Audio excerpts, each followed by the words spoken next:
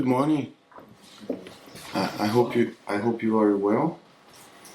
I hope you are better rested than me, because I think I slept 1 hour during the night. But yesterday I had the great opportunity of going to the opera in Vienna. I recommend it for everyone. It's like changes your brain. It's very nice. And I'm Rodrigo, and this is my colleague Renato. We came to try something a little bit risky. That is, we are going not only to do a demonstration, but we are inviting you to access the environment that we have running in this machine right here. So obviously many things could go wrong on this experiment, but we will try it out, right? So this is a securing Drupal content with client-side encryption, a zero-trust approach. It's basically a demonstration, and let's call it also a workshop, because you have the opportunity of playing with the tools of a contributed model called protected content, PROC. I have been working with this model since 6 years ago, I think. It came as a consequence of a requirement, a business requirement that was very clearly saying we cannot have any leakage of content. So we went to search for what were the options for fulfilling that requirement, and what came to us was a JavaScript library called OpenPGP.js. And OpenPGP.js, what it does, it allows us to do asymmetric encryption using the browser. In other words, the user is able to generate keys and create the ciphertexts and in the browser.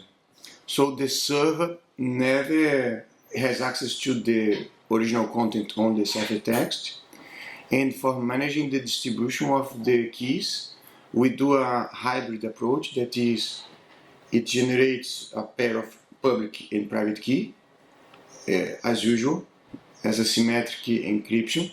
But then we do a symmetric encryption of the private key against a password that only the user knows. In other words, not even the system administrator will have access to the content. There is a price to be paid on this approach. That is, obviously, if the password is lost, the content is lost for that user, as long as that user was the only recipient of that content. But luckily, we have a community that helps in this kind of situation. So if we encrypt something to several persons, several users, and at least one of those users still has access to the content, he can re-encrypt. So he's able to decrypt and encrypt again, let's say, to the new against the new public keys of those users that previously lost their previous access. So this we call it re-encryption. It's still in the current version of this contributed model. Re-encryption is not fully automated, but we are getting close to that. And now these slides, I don't show much. We just the items that are listed as contents of the presentation. But what we hope it will be more pleasant for you is to follow us here. This is the environment where we have the model running right now. So Renato has it opened here as well, and he will watch. Perhaps we put in the screen once you have taken the QR code. we are serving this environment from this machine that we have right here, and the URL is served by ngrok. So you have there one register link. You can register as usually we do in Drupal. This is really a fresh install of a Drupal that we put up yesterday. It has this register that is just a basic configuration for it, and it's not waiting for moderation. So you get once you register, you are in. I'm going to switch the new people that came. I was just explaining to everyone that we are doing a demonstration with hands-on, and we are opening the machine that I have here with the presentation, also with a Drupal installation running, and you can access it through that QR code.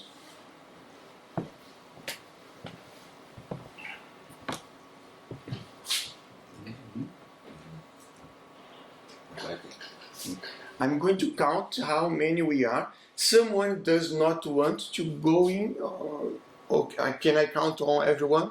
Because I'm going to count and then we see how many users we have here. Okay. Is there somewhere a point in this presentation where my email address that I enter here will be shown? You can. We are not going to check. You can use any email address, a fake email address if you want. It's not. I don't need it. Okay, but no, I don't need anything that comes in the email. So use the link or something. No, it's not needed. We are not going to send any email. Okay, thank you. Yeah. So it's not enabled for sending emails. So don't count on that. And as soon as the presentation is finished, we'll drop this environment, so all the data that is here won't exist, will not get that data. So can I remove the QR code already from the screen, because I'm going to switch to the installation. Okay, we have 5, 6. We are waiting. 7, 8.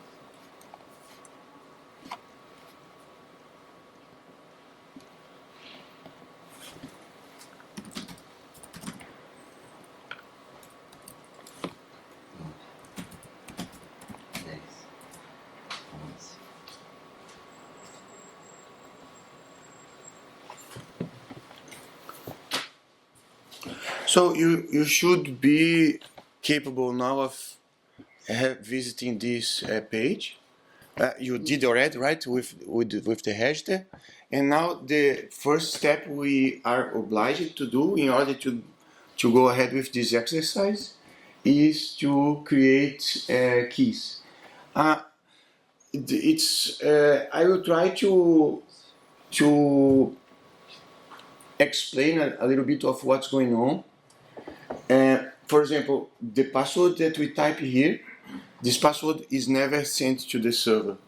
So what is going to be sent is the result of it, that is the encrypted version of the private key. And it's aimed to be used by the user when a content is going to be decrypted. So if you are able to do it correctly, you should see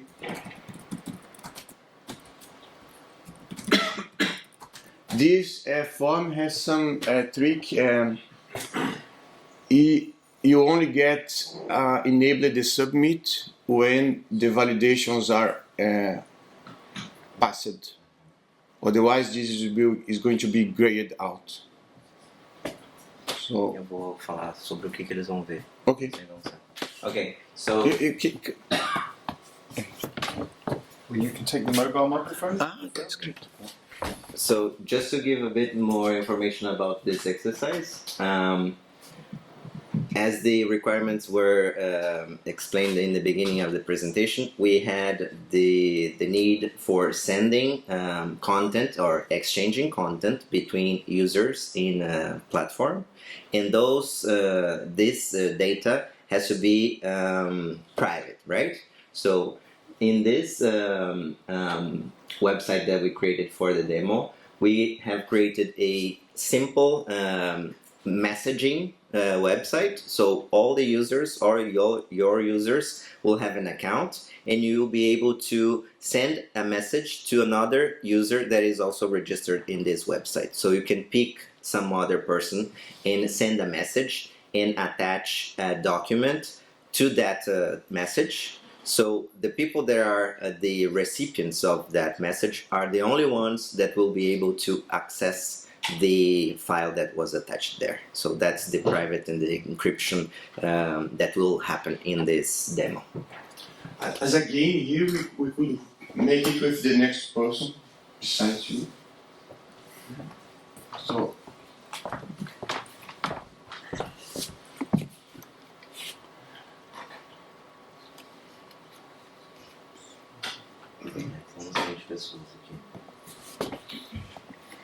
We can check the amount of keys that are being created. So what we have here is the metadata connected to those keys. It's just usual Drupal content management. So we have here the names of the holders of the keys. And we could, let me also create a key for this user that I'm using now. Just to, oops.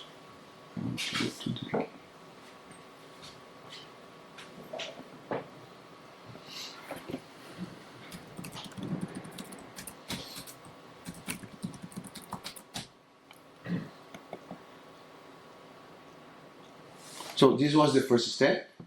Now, there is something that is possible to do, because we put this in production some years ago, and the usage started to grow, and users were complaining of having to type the decryption password every time they would access a file. So this became a usability problem that the solution is a little bit against the concept of zero trust.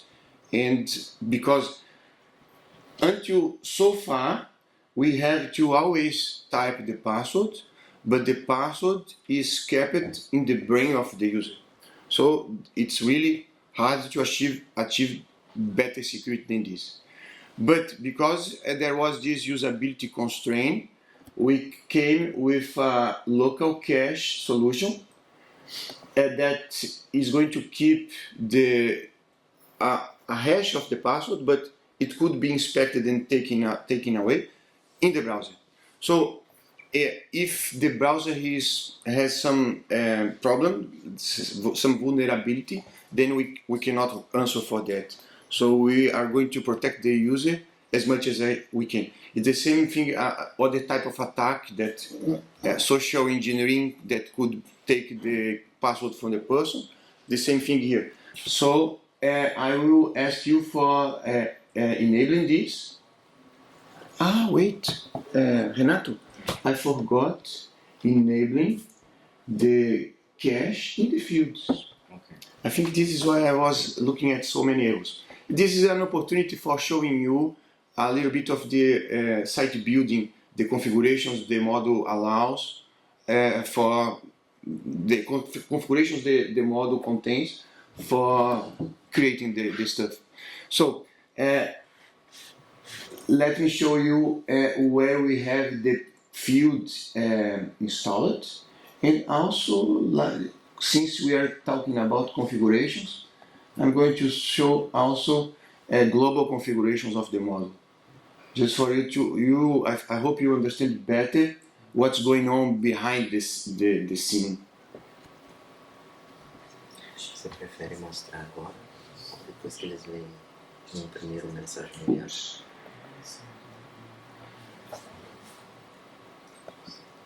I will show something and then we come here later again. So the model ships with these configurations. We can define where the ciphertexts are going to be recorded. We can define the size of the text. There are two options so far.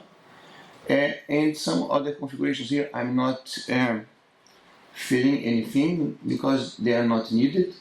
And a few things are more complicated. For example,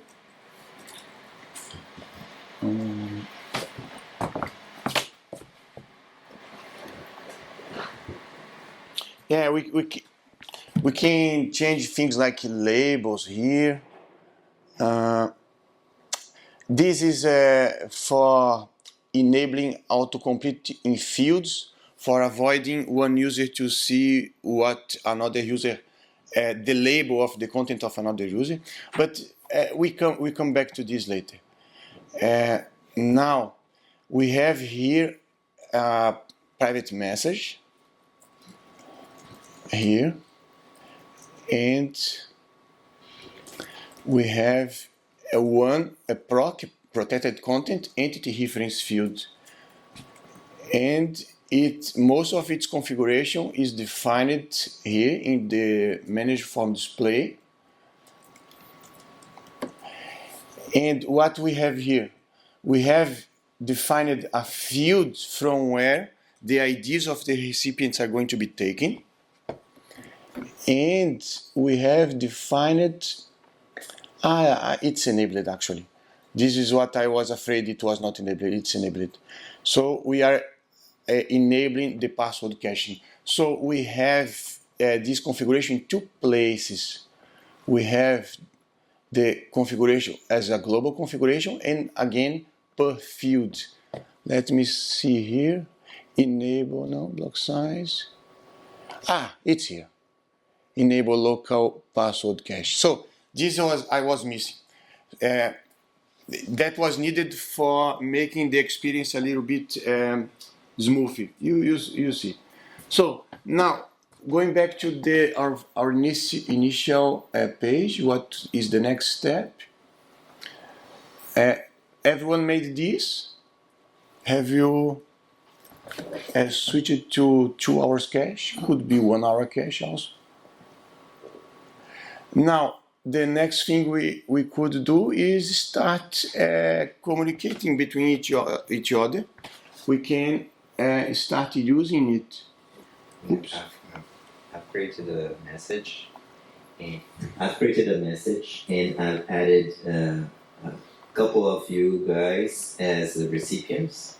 So you will be able to open that message with your password and see the image that I've added that is encrypted.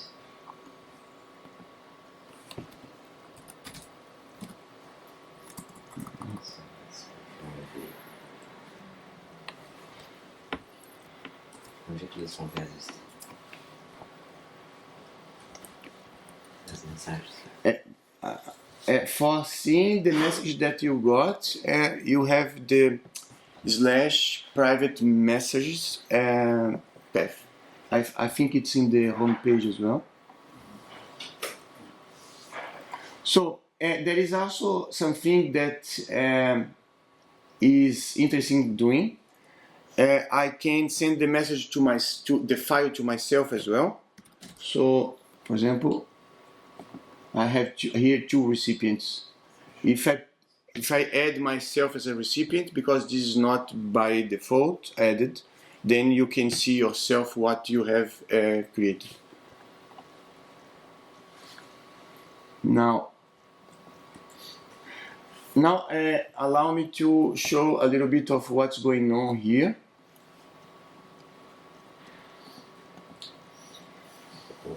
So this is there is a standalone way of doing all of this without needing the fields integration. So and the fields are reusing the standalone mode, most like that. So for example, I could encrypt a file to someone just by typing proc / and the user ID, or I could have several users ID as comma separated values. So here, for example, oops, I cannot see. Ah, wait.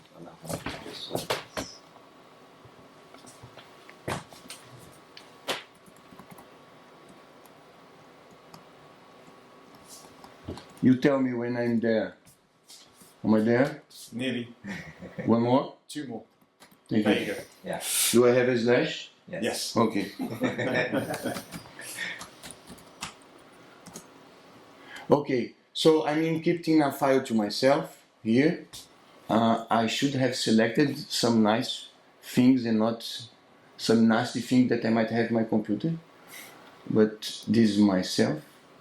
And now I get this decryption link where I have to type my password.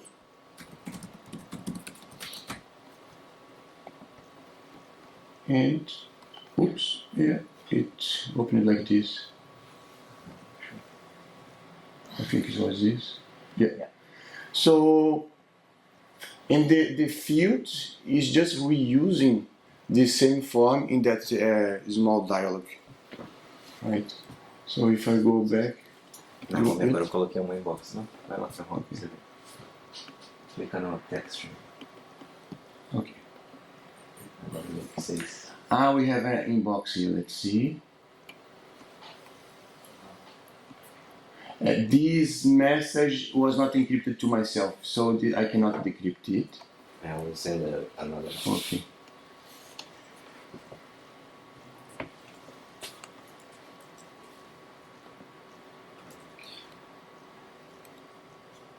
And we are allowing text encryption. So. Ok, select uma mensagem.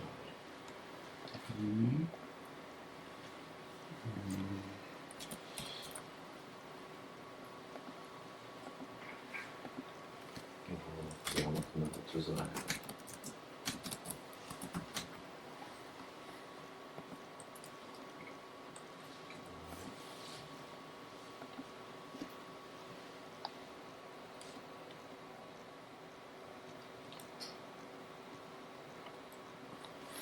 I don't know what I have here. What's this stuff? Let's see.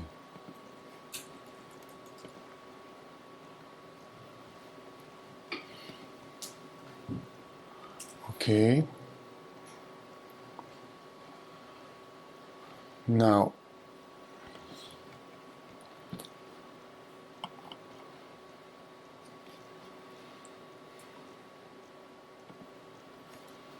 Yes.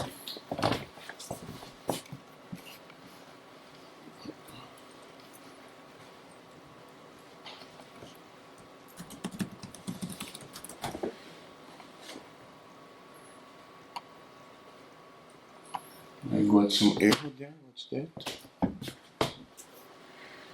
Oh, did I type it wrong?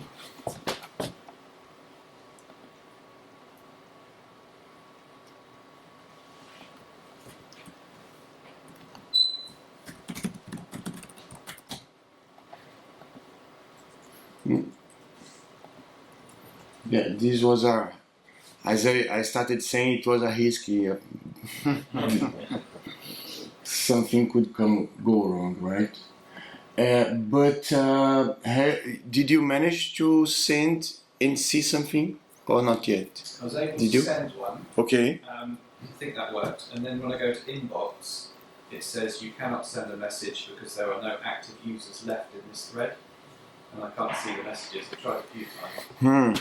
Let me see if we have an alternative place for that.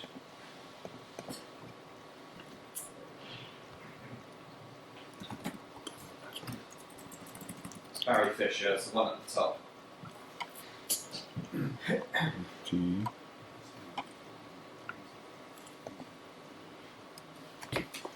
Okay.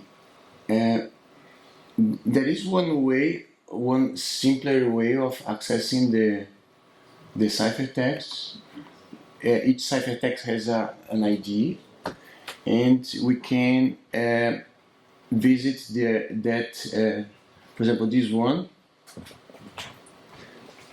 This one was encrypted by myself to myself. Let me pick some other. this. Oh, again. We have some pages already.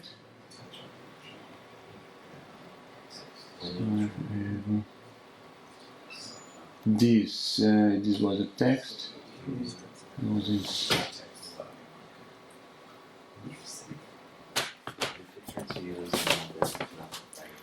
So this let me propose something. Create a message to yourself, a private message, always including at least yourself.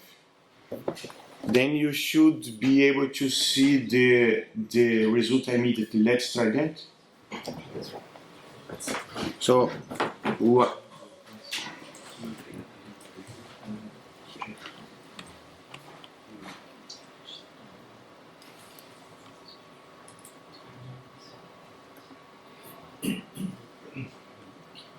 And we check the encrypt button under text.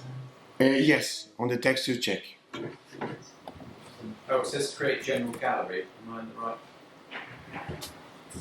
right? Yes, it's called like that. My plan was to have a view exposing all the contents that everyone would create in a single page for us to see what people were sending. And also we can define the recipients not manually as these examples are showing, but we could define the recipients via an endpoint that retrieves user IDs. So we can have many business rules covered by this. It's really, the imagination is the limit, the sky is the limit for which kind of arrangement we can have.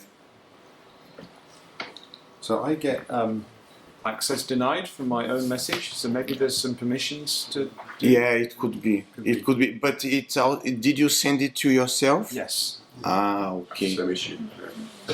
Yes, this is a problem. So I was wondering, the system is clear, but as an administrator you cannot check content of. Yes. So how do you keep track of what's happening on your CMS? So it can be abused for tons of things, sharing things that are not okay-ish.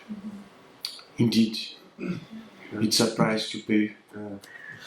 This is a very complex situation. You might have in your community someone entitled to be the moderator, and then the system, you can configure it for, let's say, in a certain region. If let's split the users across the system in regions, let's say, per each region I have a moderator, and I could set this moderator to be a recipient of all of the messages in that region. By default. By default. But the important thing is that we, system administrators, programmers, we exclude ourselves from the responsibility over the content. Good. Thank you. Mm-hmm.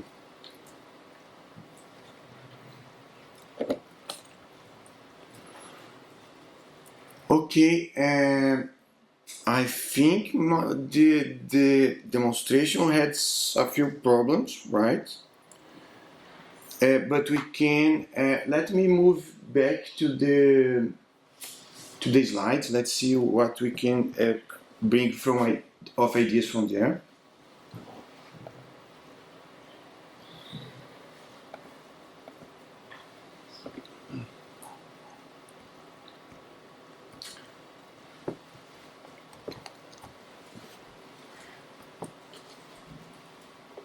Yeah, we spoke about this.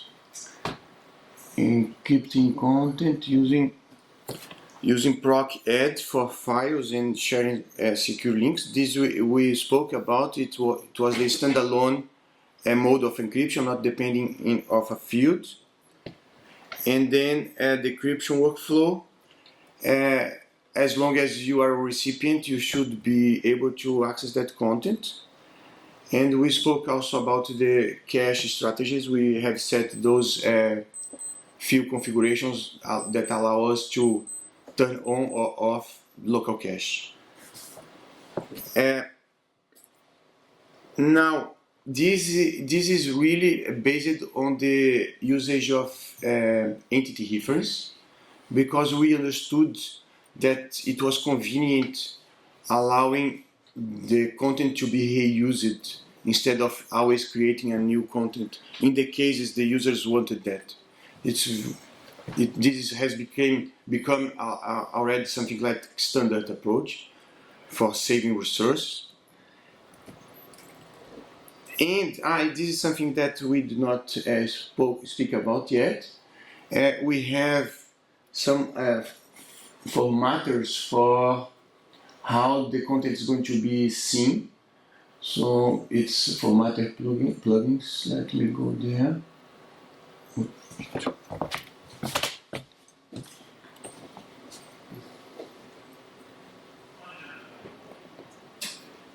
After generating new keys, now it works on my side.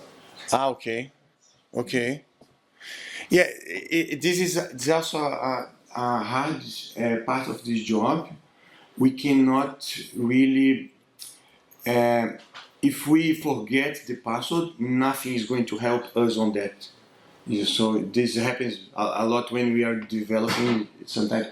So we have here, we can display the results. Where is it? Yes. Or we are able to display it as a link that goes to the standalone page for decrypting the content, or we can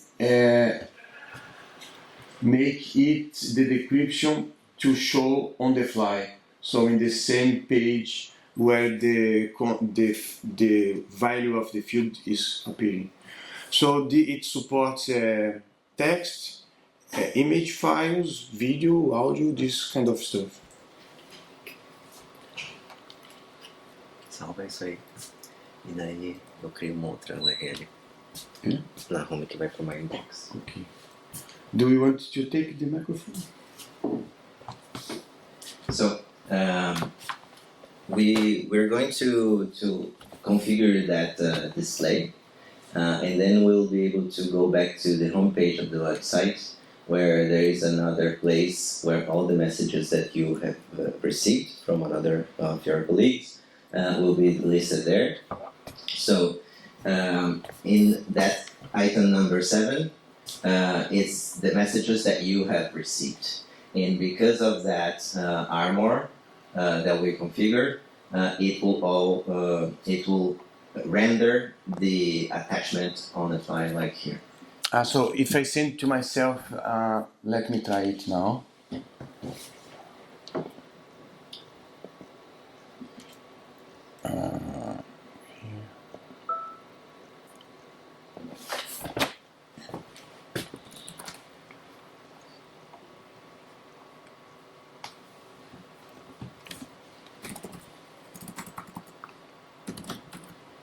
So I added a second key as well, and it started working for me. I don't know who said that, but yeah, it's the same. Yeah. So I tried it too. Okay.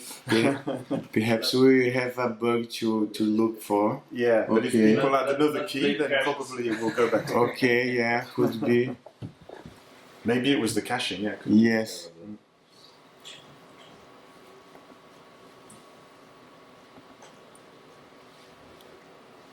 Because I managed to send myself a file and then decrypt it. Okay, great. I shared my one with proc admin as well, so should be able to.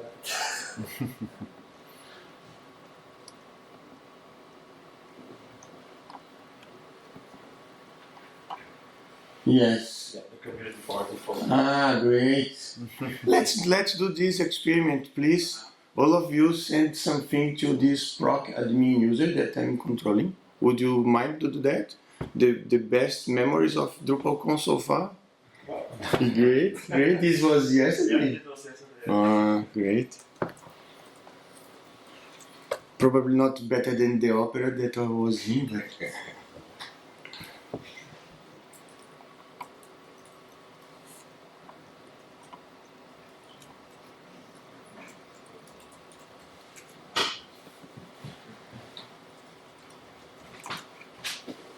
Dangerous experiment if the meeting is recorded though.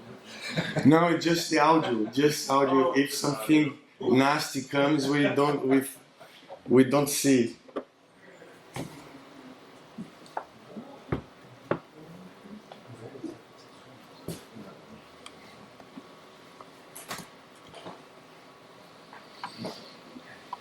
Wow, we have here some mountains. This is Alps.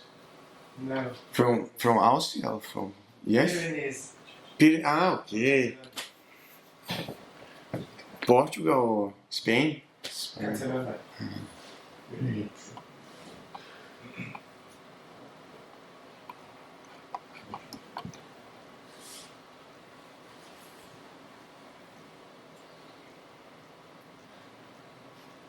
I'm going to open. I'm going to do to show what the ciphertext looks like, but it's just a lot of letters, and this is rendered back as a file by JavaScript.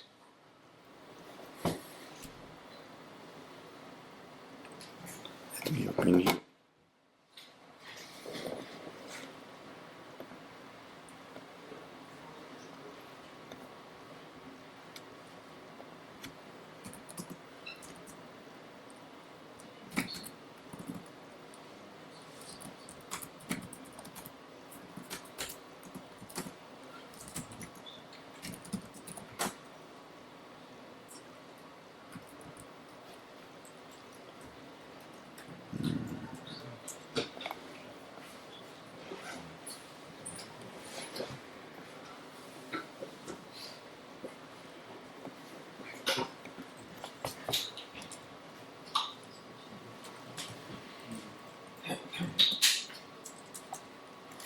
We have more here.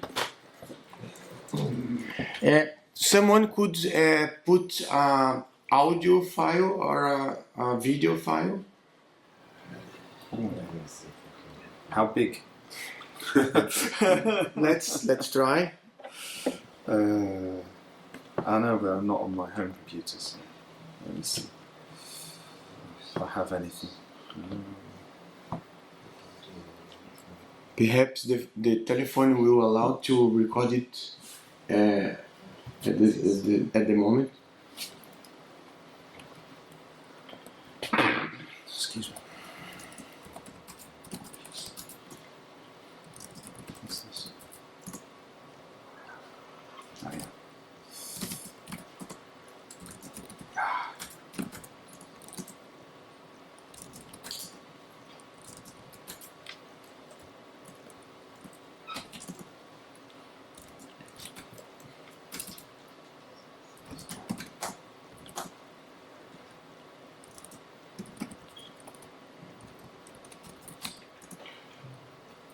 Encrypting. Take a while. The bigger the file, I guess, the more CPU it takes on the workstation to Yes. do the encryption.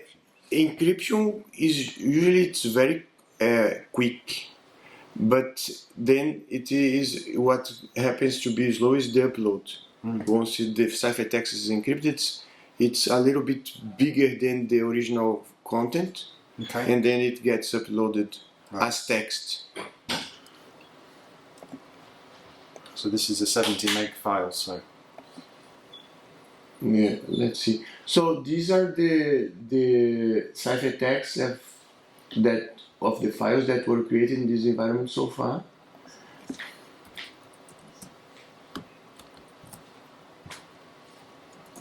And that's it, just a bunch of text that will have no meaning at all for the system administrator.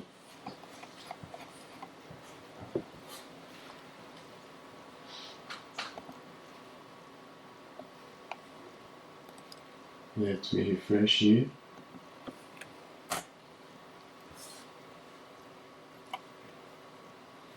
Okay, we have some VMEs picture.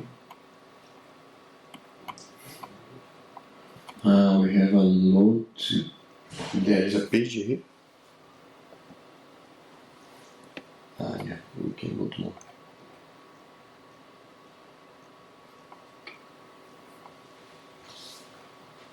So on the first page there was an audio file from you, I guess. Sorry? On the first page was an audio file. If you go back. Okay, let me go back. Let's see if we got the 800. We have a cat. This one. It's here. Oops, what happened?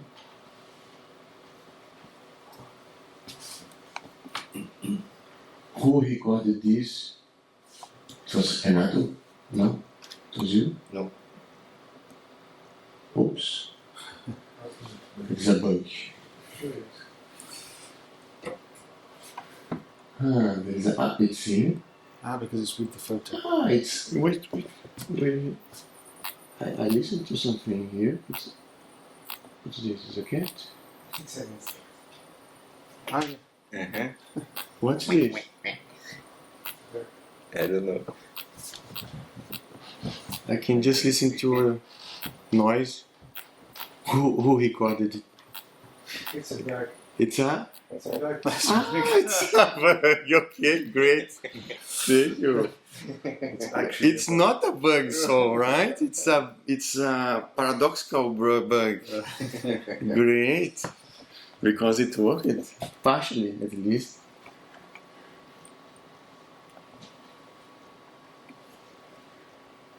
So there is a quite new European regulation directive that is being called NIS2. This refers to the Network Information Security Directive.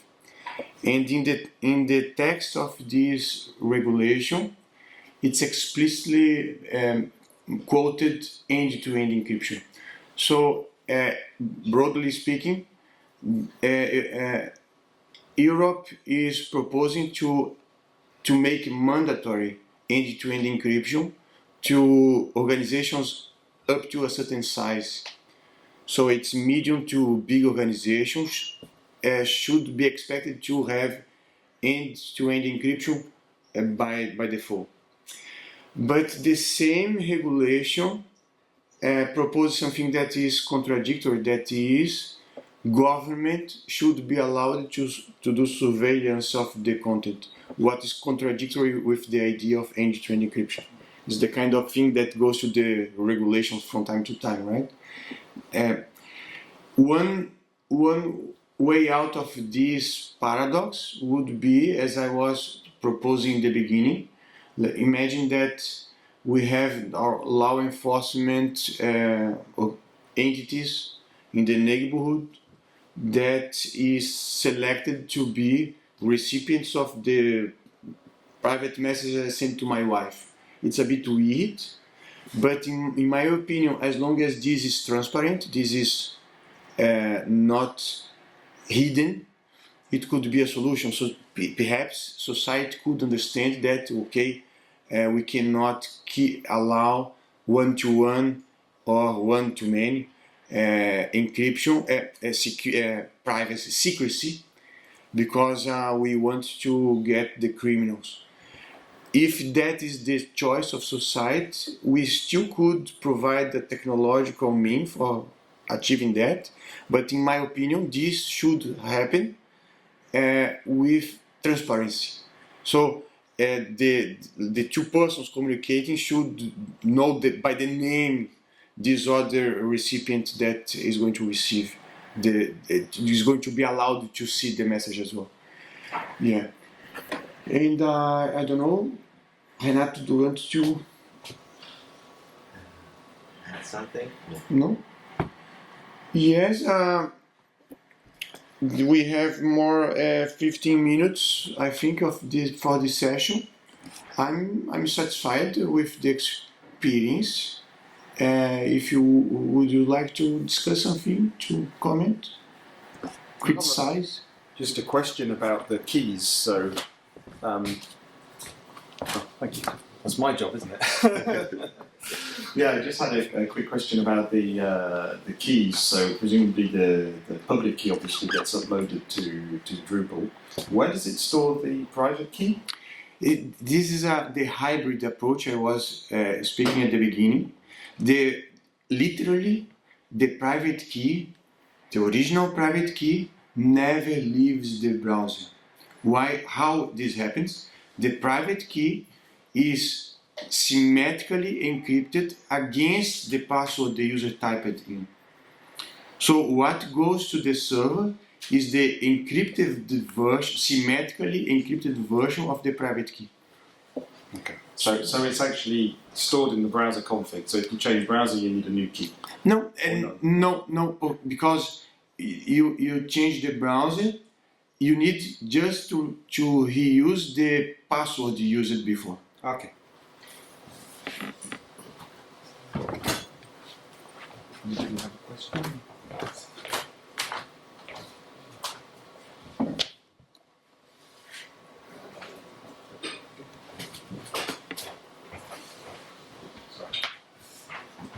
Thank you.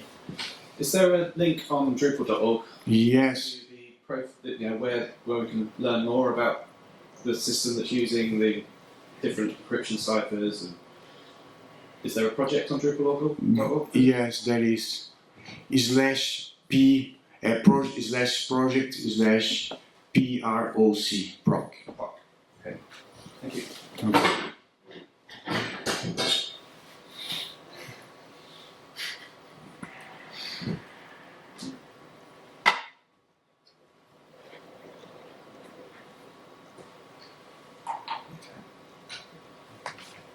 Okay, thank you very much. I hope this was we achieved the objective that was providing a workshop.